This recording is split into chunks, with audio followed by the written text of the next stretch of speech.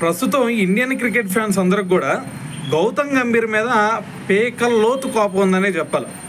ఎందుకంటే ఒకటే రీజన్, అటువైపు హర్షిత్ రాణాని అతను ఏషియా కప్లో సరైన పర్ఫార్మెన్స్ ఇవ్వకపోయినా సరే ఆస్ట్రేలియా టూర్కి ఎందుకు సెలెక్ట్ చేశారు అనేదే మెయిన్ రీజన్ ఇక్కడ. అయితే మరి ఇటువంటి విమర్శలు గౌతమ్ గంభీర్ మీద వస్తూ ఉంటే గౌతమ్ గంభీర్ అసలు చూడట్లేదా, పట్టించుకోవట్లేదా అంటే పట్టించుకుంటాడు. ఎందుకు పట్టించుకోవట్లేదు? అందుకని చెప్పేసి మొన్న వెస్టిండీస్ మీద సెకండ్ టెస్ట్లో డే 2లో అది కూడా లంచ్ బ్రేక్ అప్పుడు మరి ఒక స్టేట్మెంట్ ఇచ్చాడు. ఏమని, ఇటువంటి విమర్శలు ఎన్ని వచ్చినా సరే నేను ఎదుర్కోవడానికి సిద్ధంగా ఉన్నాను అని చెప్పేసి ఒక స్టేట్మెంట్ ఇచ్చాడు. మరి అయితే ఎందుకు ఇచ్చాడు, అసలు ఏం జరిగింది అనేది దానికంటే అదంతా మాట్లాడే ముందు ఫస్ట్ అతని ఎరాలో ఏం జరిగింది అనేది క్లియర్ కట్గా ఒకసారి తెలుసుకుందాం. మీ అందరూ తెలుసు, అతను ఓడిఐలకి, T20లకి, అదేవిధంగా టెస్ట్ క్రికెట్కి 3 ఫార్మాట్లకు కూడా కోచ్ గౌతమ్ గంభీరే కదా. అయితే మరి ఒక్కసారి టెస్ట్ క్రికెట్లో అతను కోచ్గా వచ్చిన తర్వాత మనం సాధించింది ఏంటి అంటే, మనం 2 సిరీస్లు ఓడిపోయాం. దాని తర్వాత వచ్చేసరికి ఒక సిరీస్ డ్రా కూడా చేసుకున్నాం ఇంగ్లాండ్ మీద. అయితే మరి ఇంకొకటి ఏంటంటే వరల్డ్ టెస్ట్ ఛాంపియన్షిప్ ఫైనల్కి కూడా మన వాళ్ళు వెళ్ళలేదు. అయితే మరి వీటిల్లో ఫస్ట్ చూసుకుంటే మనం 93 సంవత్సరాల తర్వాత 93 ఇయర్స్ టెస్ట్ క్రికెట్ చరిత్రలో ఫస్ట్ టైం గౌతమ్ గంభీర్ కోచింగ్లోనే మన ఇండియా వైట్ వాష్ అవ్వడం జరిగింది మన స్వదేశంలో. అయితే ఇప్పటివరకు 93 సంవత్సరాల్లో ఎప్పుడు కూడా మన ఇండియన్ టీం వైట్ వాష్ అయింది లేదు సొంత గడ్డ మీద. సో మరి ఇప్పుడు ఫస్ట్ టైం గౌతమ్ గంభీర్ ఆధ్వర్యంలో జరిగింది అది. అయితే మరి దీంట్లో భాగంగా ఫస్ట్ టైం అది న్యూజిలాండ్ మీద సిరీస్ తెలుసు కదా, 3 మ్యాచ్లో మనం ఓడిపోయాం. అయితే దాని తర్వాత జరిగినటువంటి బోర్డర్ గవాస్కర్ ట్రోఫీలో 1-3తో అప్పుడు ఓడిపోయాం.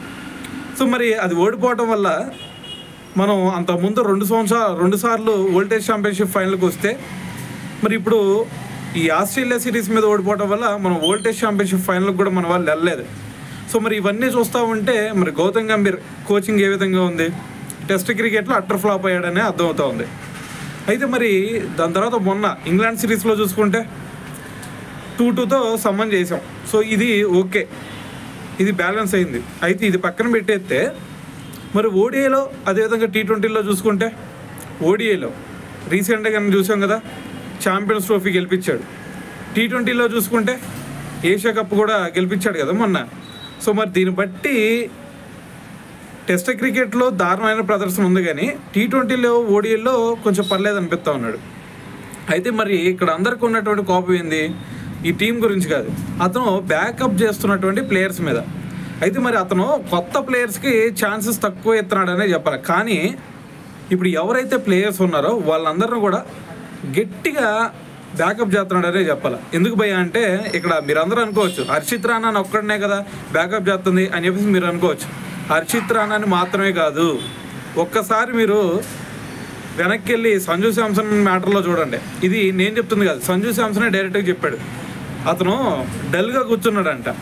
అరే నేను డక్అవుట్లు అవుతున్నాను, మరి 3 మ్యాచ్లో చూసుకుంటే 2 డక్అవుట్లు అయ్యాను, మరి అయినా సరే ఇక నాకు టీంలో ఛాన్స్ ఉండిద్దా లేదా అని చెప్పేసి బాధపడతా ఉన్నాడంట కూర్చొని. అయితే అప్పుడు గౌతమ్ గంభీర్ వచ్చి ఏమన్నాడంటే, నువ్వు భయపడాల్సిన అవసరం లేదు, బాధపడాల్సిన అవసరం లేదు. నువ్వు 2 సార్లు మాత్రమే డక్అవుట్ అయ్యావు, 2 సార్లు కాదు, నువ్వు 20 సార్లు అవు. 21వ ఎప్పుడైతే నువ్వు డక్అవుట్ అవుతావో అప్పుడు మాత్రమే టీంలో నుంచి నిన్ను తొలగించడం జరిగింది.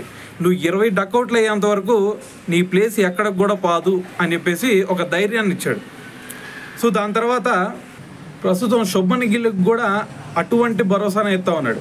సో మరి ఇంకో పక్కన హర్షిత్ రాణా చూసుకుంటే, అతను కూడా మొన్న ఏషియా కప్లో ఎంత దారుణమైన ప్రదర్శన చేశాడు అనేది కూడా మనం చూసాం. అయినా సరే ఇప్పుడు అతన్ని బ్యాకప్ చేస్తూ ఉన్నాడు. మరి ఇంకో పక్కన ఇప్పుడు శుభ్మన్ గిల్ గురించి మాట్లాడుతూ ఉన్నాడు. ఏమని, మరి శుభ్మన్ గిల్ అంతకుముందు చూసుకుంటేనేమో మనం టెస్ట్ క్రికెట్లో 2 సార్లు ఓడిపోయాం కదా, ఆస్ట్రేలియా మీద అదేవిధంగా న్యూజిలాండ్ మీద.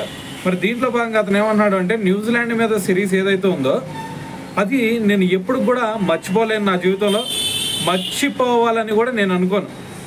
ఎందుకంటే మరి మా ప్లేయర్స్ అందరికి కూడా మీరు అనుకోవచ్చు క్రికెట్లో ఇటువంటివన్నీ కూడా కామనే కదా, మరి అయిపోయిన వాటి గురించి ఎప్పుడు కూడా ఆలోచించకూడదు, ముందున్న వాటి గురించే ఆలోచించాలా, ఎప్పుడు మరి అయిపోయిన సంతంతా మనకెందుకు అని చెప్పేసి మీరు అనుకోవచ్చు. కానీ కొన్ని విషయాల్లో అయిపోయిన సంఘటనలు కూడా మనం గుర్తు తెచ్చుకోవాలి. ఎందుకంటే న్యూజిలాండ్ని అప్పుడు ఈజీగా మేము ఓడిస్తాం అనుకున్నాం, కానీ రిజల్ట్ ఏమైంది, ఎప్పుడైనా సరే ప్రత్యర్థిని తేలిగ్గా తీసుకుంటే ఇటువంటి రిజల్ట్సే మరి క్రికెట్లో అయినా సరే ఏ స్పోర్ట్లో అయినా వస్తాయి. సో కాబట్టి మేము ఏ టీంను కూడా ఇప్పటి నుంచి మరి అంత తేలిగ్గా తీసుకునే సిచ్యువేషన్ అయితే రానియం. మరి మీరు అనుకోవచ్చు ఎందుకు అయిపోయిన మ్యాచ్ని ఇతను పట్టించుకుంటున్నాడు అని చెప్పేసి మీరు అనుకోవచ్చు. దాని అంతటికి కూడా ఒకటే కారణం, అదేంటంటే మరి మేము రాబోయే మ్యాచ్లు గెలవాలి అంటే ఖచ్చితంగా వెనకమాల ఏ తప్పులు చేసామనేది ఖచ్చితంగా గుర్తుపెట్టుకోవాలి. అలాగే అయిపోయిన వాటి గురించి కనుక మనం ఆలోచించకపోతే మనం కొన్ని ఊహల్లో బతికేస్తాం.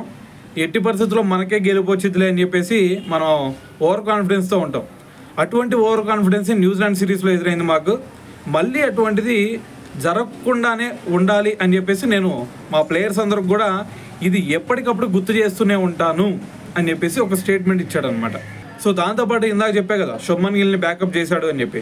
అయితే మరి అతను ఏమన్నాడు అంటే మరి శుభ్మన్ గిల్ ప్రస్తుతం రీసెంట్గా కెప్టెన్ అయ్యాడు కదా, అయితే అతను డిఫికల్ట్గా ఉన్నటువంటి సిచ్యువేషన్లో ఎలా రియాక్ట్ అవుతాడు అనేది నాకు చూడాలని ఉంది. మరి అతను ప్రస్తుతం చూసుకుంటే యంగ్స్టరే కదా, మరి కెప్టెన్సీ పరంగా కూడా అతనికి మరీ అంత ఎక్స్పీరియన్స్ అయితే లేదు. మరి ఇటువంటి సిచ్యువేషన్లో అతనికి కొన్ని టఫ్ డెసిషన్స్ కూడా తీసుకోవాల్సిన పరిస్థితి వచ్చింది.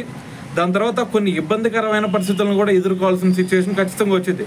సో మరి దీంట్లో దేశం అంతా అతనికి ఎగ్నెస్ట్గా ఉన్నా సరే ఖచ్చితంగా అతనికి నేను సపోర్ట్గా ఉండి తీరుతాను. మరి దీంట్లో నా మీద చాలా విమర్శలు రావచ్చు. మరి ఈ విమర్శలకి ఎప్పుడు కూడా నేను భయపడను. ఆ విమర్శలన్నింటిని కూడా ఎదుర్కోవడానికి సిద్ధంగానే ఉంటాను.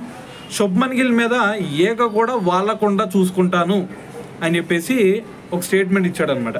సో దీన్ని బట్టి అర్థం చేసుకోండి అతను ఏ విధంగా బూస్టప్ చేస్తున్నాడు ప్లేయర్స్ని అనేది. అయితే మీరు అందరూ అనొచ్చు మరి ఈ విధంగా ప్లేయర్స్ని బూస్టప్ చేయడం అవసరమా, వాళ్ళకి సపోర్ట్గా నిలవటం అవసరమా అంటే ఖచ్చితంగా అవసరం అనే చెప్పాలి. ఎందుకంటే మనకి అంతకుముందు ఎంఎస్ ధోని అయినా సరే, రోహిత్ శర్మ అయినా సరే, విరాట్ కోహ్లీ అయినా సరే, ఈవెన్ సచిన్ టెండూల్కర్ అయినా సరే, వీళ్ళందరూ కూడా ఫస్ట్లో వాళ్ళ కెరీర్ స్టార్టింగ్లో వీళ్ళందరూ కూడా స్ట్రగుల్ అయిన వాళ్ళే. కానీ వీళ్ళందరిని కూడా అప్పుడు బ్యాకప్ చేయడానికి కొంతమంది ఉన్నారు. ఇప్పుడు ఎంఎస్ ధోని మ్యాటర్ అంటారా, ధోనిని గంగూలీ బ్యాకప్ చేశాడు ఫస్ట్లో, తెలుసు కదా ధోని స్టార్టింగ్ ఎలా జరిగింది అనేది. అయితే దాని తర్వాత విరాట్ కోహ్లీ అలాగే రోహిత్ శర్మ వీళ్ళిద్దరిని ధోని బ్యాకప్ చేశాడు. ఎలాగైతే ధోనిని సౌరవ్ గంగూలీ బ్యాకప్ చేశాడో అదేవిధంగా ఇక్కడ మరి విరాట్ కోహ్లీ అలాగే రోహిత్ శర్మని ఖచ్చితంగా ఎవరు అవునన్నా కాదన్నా ధోని బ్యాకప్ చేశాడనే చెప్పాలి. ఎందుకంటే ఇది నేను చెప్తుంది కాదు, విరాట్ కోహ్లీయే చెప్పాడు, రోహిత్ శర్మ కూడా చెప్పాడు ధోని మాకు సపోర్ట్ చేశాడు అని చెప్పేసి.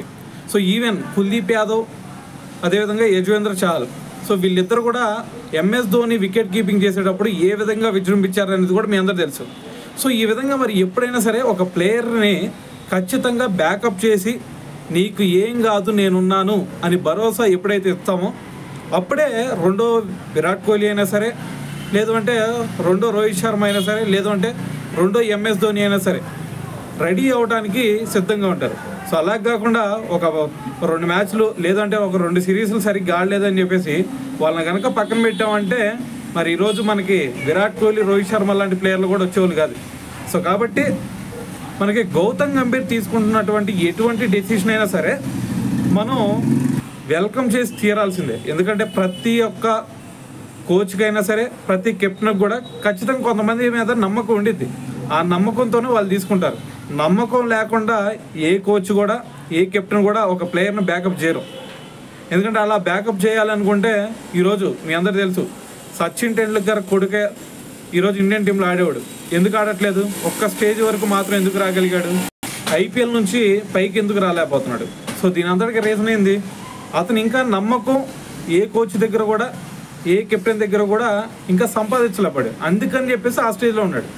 సో మరి నమ్మకం ఎప్పుడైతే ఒక కోచ్కి కానీ ఒక కెప్టెన్కి కానీ వచ్చిద్దో అప్పుడు ఆటోమేటిక్గా పై లెవెల్కి ఖచ్చితంగా వస్తారు. సో మీ అందరూ తెలుసు అంతకుముందు ఎంఎస్ ధోని మిగతా ప్లేయర్స్ని అందరిని కూడా మరీ అంత ఎక్కువ సపోర్ట్ చేయకుండా అశ్విన్ అదేవిధంగా జడేజాని ఎందుకు అంత పుషప్ చేశాడు? విరాట్ కోహ్లీ మరి సిరాజ్ని ఎందుకు పుషప్ చేశాడు అంతగా? ఎందుకు బ్యాకప్ చేశాడు అంతగా? మరి ఇటువైపు రోహిత్ శర్మ చూసుకుంటే బుమ్రా మీద అంత హోప్స్ ఎందుకు పెట్టుకునేవాడు? సూర్యకుమార్ యాదవ్ మీద మరి అంత నమ్మకం ఎందుకు పెట్టుకున్నాడు? ఇవన్నీ కారణం ఏంటి అంటే ఒకటే, ఆ కెప్టెన్లకి, ఆ కోచ్లకి చూసిన తర్వాత ఒక ప్లేయర్ మీద ఒక ఫుల్ కాన్ఫిడెన్స్ వచ్చింది. ఆ కాన్ఫిడెన్స్ని బట్టే వాళ్ళు ప్లేయర్ని సెలెక్ట్ చేసుకోవడం అయినా సరే, వాళ్ళని ఆడించడం అయినా సరే జరిగేది. సో కాబట్టి ఇక్కడ గౌతమ్ గంభీర్ని ఎవరు కూడా ఇప్పుడు తప్పు పట్టాల్సిన అవసరం లేదు. ఎందుకంటే హర్షిత్ రాణా మీద అతనికి ఉన్నటువంటి కాన్ఫిడెన్స్ అటువంటిది కాబట్టి సో అదే విధంగా బ్యాకప్ చేస్తున్నాడు. సో ఇంకో పక్కన చూసుకుంటే సంజు శాంసన్ మీద కూడా అదే విధమైనటువంటి కాన్ఫిడెన్స్ ఉంది కాబట్టి బ్యాకప్ చేస్తూ ఉన్నాడు. శుభ్మన్ గిల్ మీద కూడా అదే కాన్ఫిడెన్స్ ఉంది కాబట్టి అందుకని బ్యాకప్ చేస్తున్నాడు. సో కాబట్టి దీంట్లో మరి నాకు తెలిసినంత వరకు అయితే ఇది నా ఒపీనియన్ మాత్రమే, గౌతమ్ గంభీర్ని తప్పు పట్టాల్సిన అవసరం లేదు అనేది నా ఒపీనియన్ అనమాట. సో మరి దీని గురించి మీరేమనుకుంటున్నారు అనేది కూడా తెలియాలి కదా, కింద కామెంట్ చేసేయండి.